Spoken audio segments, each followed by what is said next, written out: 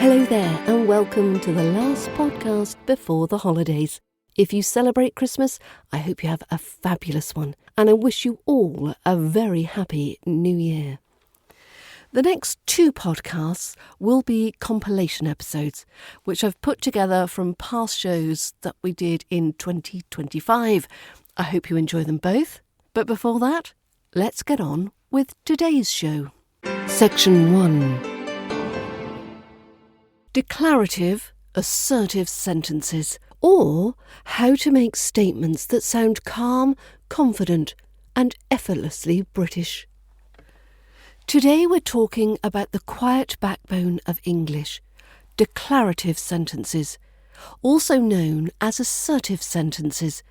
They don't ask questions, they don't shout, they simply state facts, opinions, or information, and then politely get on with their day.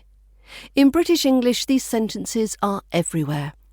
They're how we sound confident without sounding bossy, certain without sounding dramatic, and opinionated without starting an argument in the queue at Tesco.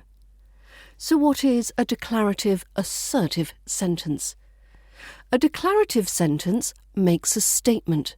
It can give information, express an opinion, describe a situation, or state a belief, and it usually ends with a full stop. Very composed, very British.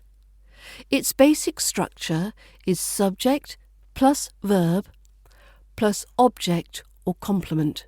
So we have the meeting starts at 9. She lives near the station.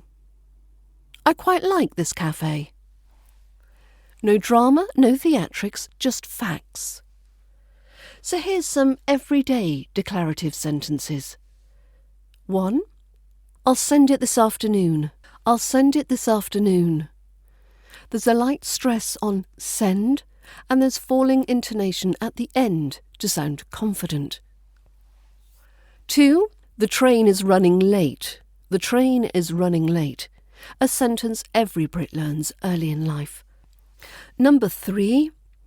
I don't think that's a good idea. I don't think that's a good idea. This is British for absolutely not. 4. She works from home most days.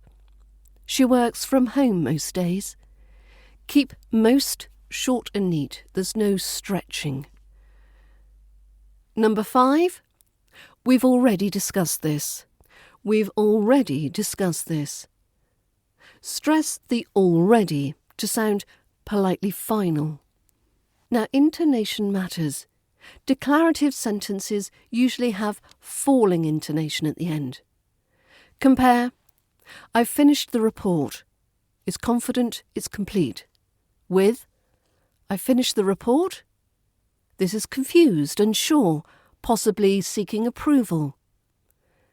If you let your pitch rise at the end, your statement suddenly sounds more like a question, and your authority gently evaporates. British declarative sentences often include softeners that make them sound polite rather than blunt. So we might say, I think this might work better. Or, it seems a bit unnecessary. Or, I tend to prefer mornings. These are all still assertive sentences, just wearing cardigans. Let's do a little mini dialogue practice. The deadline is tomorrow. I've nearly finished. That should be fine. I'll send it later today. Notice the calm, flat confidence. No raised voices. No exclamation marks, pure British efficiency. So a quick reminder of the difference between the declarative versus the others. So a declarative would be, I understand. The interrogative would be, do you understand? The exclamatory would be, I understand. An imperative, understand this. Declarative sentences are how you sound grounded, capable and fluent in English, especially in RP, where confidence comes from calm delivery, clear stress, and falling intonation. If you'd like help mastering this kind of natural, controlled British speech, from intonation to tricky vowels and consonant clusters, you'll love my British Accent Bundle, packed with video lessons, audio practice, and accompanying PDFs. That concludes today's lesson. See? Declarative. Perfect. And don't forget, I'm still holding the British Accent Bundle at the Black Friday price, so you can start on your accent before the new year. learningbritishaccent.com/bundle. Section 2. Arrive versus reach and look versus see. So in this section we're tackling two pairs of verbs that look harmless, seem similar, and then quietly ruin sentences when you least expect it. Arrive versus reach and look versus see. If you've ever paused mid-sentence thinking, this sounds right, but is it? Congratulations, you're learning English properly. Let's clear it up. Arrive versus reach. Both verbs describe getting to a place, but they feel different in British English. Arrive is formal, planned, an official arrival. We often use it with timetables, events, and transport. So, we arrived at the station on time. When did she arrive home? He arrived late to the party. Note, we usually say arrive at small places and arrive in big places. Arrive at the station, arrive in London. And then we have reach, which is neutral, practical, a destination or a goal. It's less about ceremony, more about completion. I reached the hotel after midnight. Did you reach London safely? He finally reached the top of the hill, or the end of his patience. So, accent focus, arrive, that soft schwa is at the start, arrive, stronger stress on the arrive, and we've got that glide in the middle, arrive. And reach, we've got that long, clean E sound, reach, and it's finished neatly with ch, reach. Practice sentence. We arrived at the station just as the train reached the platform. We arrived at the station just as the train reached the platform. Listen for the contrast, the flowing glide versus the sharp finish. So, quick tip, arrive is formal, planned, official. Reach is more neutral, physical, or metaphorical. You arrive at a wedding, you reach the end of your patience. So, look versus see, another pair that learners love to mix up. Look is intentional action. You decide to do it. Look at that beautiful painting. She's looking for her glasses. Can you look carefully at this diagram? And see is more passive perception, so it's something that sort of just happens. I saw him yesterday. Can you see the mountains from here? Did you see that amazing goal? So, look, short vowel sounds, no lingering, British and efficient. Look, not Luke. And see, we've got that slightly spread lips, see. Practice sentence. I looked at the painting and could clearly see every detail. So, quick tip, look is with purpose, see is by chance. You look for your keys, you see them eventually. These small verb choices make a big difference to how natural and confident your English sounds, especially in RP, where clarity and precision is everything.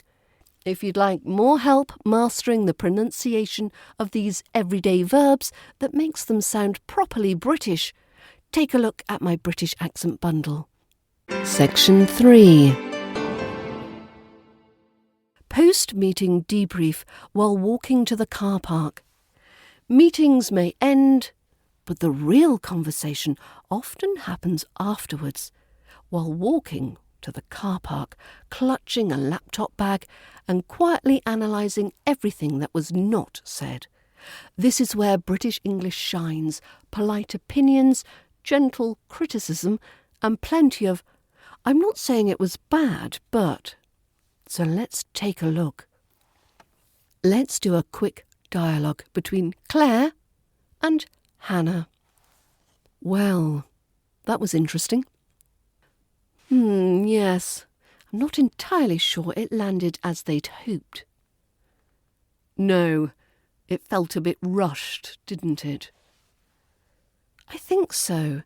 The figures were solid, but the timing was off.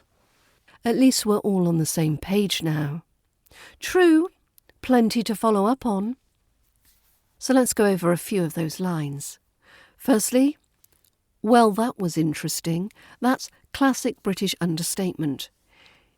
Now, the word interesting is often said with 3 syllables rather than 4. You could say interesting if you wanted to drag it out to make a point, but we generally say interesting, interesting. 2, I'm not entirely sure.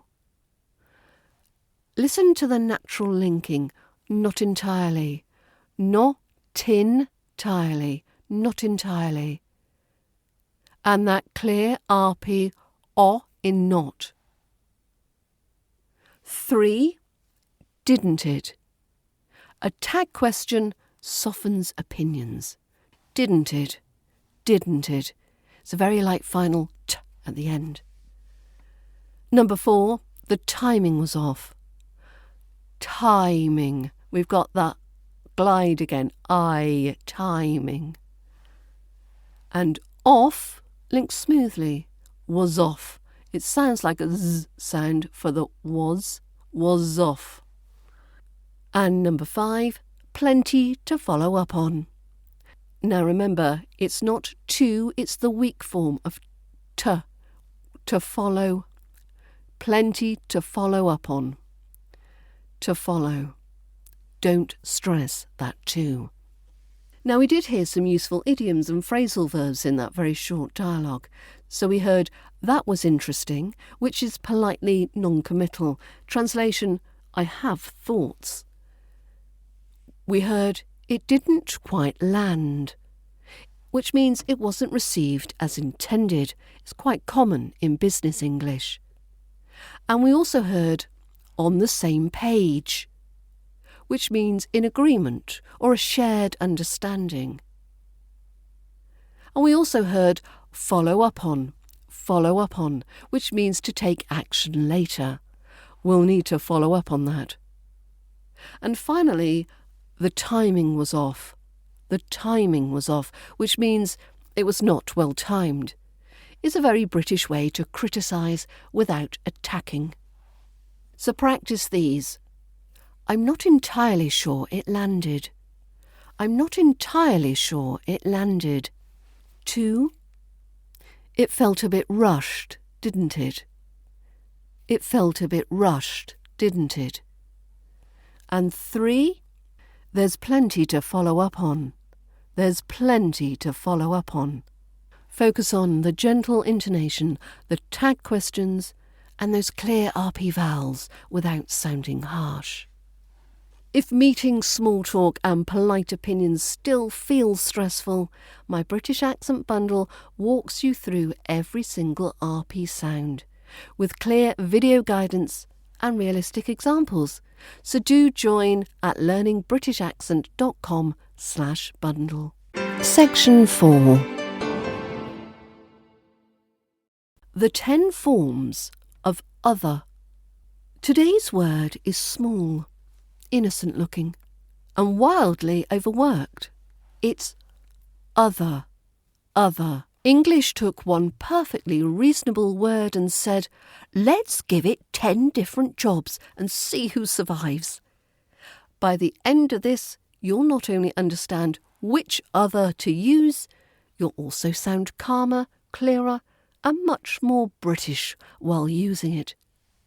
Firstly, number 1, we have other or others. It's used when you mean additional people or things, but not specific ones. So, do you have any other questions? Some people like tea, others prefer coffee. So that other, it's that soft th, other, and a gentle schwa at the end, other. It's not udder. The second others is the other or the others. And now we're being specific. We both know which ones we mean, so we might say, one option is expensive, the other is affordable. Or, these biscuits are mine, the others are yours. The does a lot of quiet work in British English. Respected. Thirdly, we've got the other one or the other ones, used when you're pointing, choosing, or mildly dissatisfied. So you could say, I don't like this chair, I'll take the other one. Or, these shoes are too tight, try the other ones. Perfect for shops, also for passive disappointment. At number 4, we've got other than, which means except or apart from. So we might say, I don't eat meat other than chicken. Or, there's no solution other than waiting. It's very useful for polite limitations. Number 5 is another or another one. It means one more or a different one. Could I have another cup of tea? Or, that didn't work, let's try another one. So, another, stress the middle part, soften the end, another. At number 6, we've got every other. Every other. This means alternating, not all the others, which is a common mistake. So, I go to the gym every other day. We have meetings every other Friday.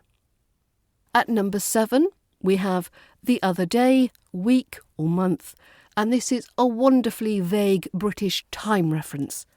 I saw her the other day. Now, this could be yesterday, it could be in 2019. Or you could say, we discussed this the other week. Specificity here is optional. At number 8, we have each other. This is used for reciprocal actions. They help each other. We email each other regularly. It's not interchangeable with the other. At number 9, we have one after the other or one after another. This is used for sequence or repetition. The emails arrived one after the other. Or problems appeared one after another. Both are correct, both are slightly ominous. And number 10, otherwise. Otherwise means if not or in a different situation. So, hurry up, otherwise we'll miss the train. The plan seems fine, otherwise I'd say so. It's a beautifully grown-up word. Now, other might look small, but it carries an unreasonable amount of responsibility in English. Master these forms and you'll sound clearer, calmer, and far more confident, especially in everyday conversation. And that brings us to the end of another show. Don't forget to start your 2026 goals with my British Accent Bundle. Do get it while it's still at the lowest price ever. That's £59. I will have to put up this price soon, so I hope you can join while it still is at that Black Friday price. And I do hope you have a lovely holiday if you do celebrate. And do subscribe so you'll get the compilation episodes direct in your podcast feed.